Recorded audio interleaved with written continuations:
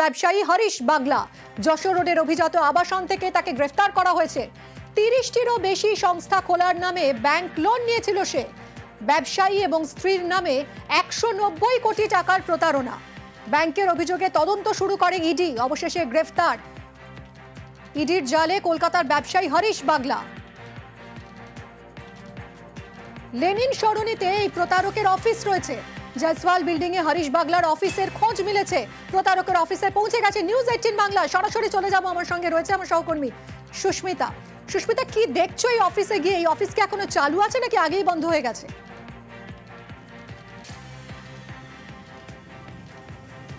দেখো, 158 Lenin সরণির Jaiswal building, যেখানে এই অফিস অমৃত ফিড প্রাইভেট লিমিটেড নামে একটি অফিস খোলা হয়েছিল এই জয়সওয়াল বিল্ডিং এর দ্বিতলে, এবং সেখানে অফিসটি 2018 সালে খোলা হয়। 2019 সালে এই অফিসের নাম করে বা এই অফিস দেখিয়েই ব্যাংক থেকে মোটা অঙ্কের টাকা লোন নেওয়া হয় বলেই জানাচ্ছেন যারা স্থানীয় রয়েছেন ব্যবসায়ী তারা।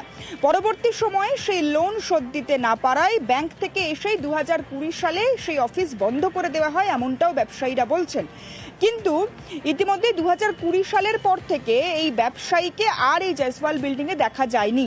তবে তার আগে পর্যন্ত এই জয়সওয়াল বিল্ডিং এর দ্বিতলে থাকা অমৃত ফিড প্রাইভেট লিমিটেড নামের যে অফিস, সেই অফিস থেকেই মুরগির, পোলট্রি বা এই জাতীয় খাবার, এই জাতীয় ব্যবসা চলতো, এবং সেখান থেকেই মোটা অঙ্কের টাকা বা সেই অফিস দেখেই মোটা অঙ্কের টাকা লোন নেওয়া হয় ব্যাংক থেকে, এমনটাই জানাচ্ছেন যারা স্থানীয় বাসিন্দা তারা বা যে স্থানীয় যারা ব্যবসায়ী তারা।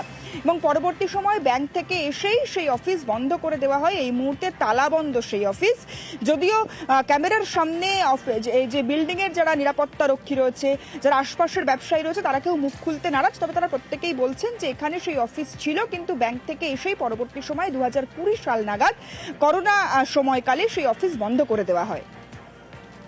ধন্যবাদ সুস্মিতা।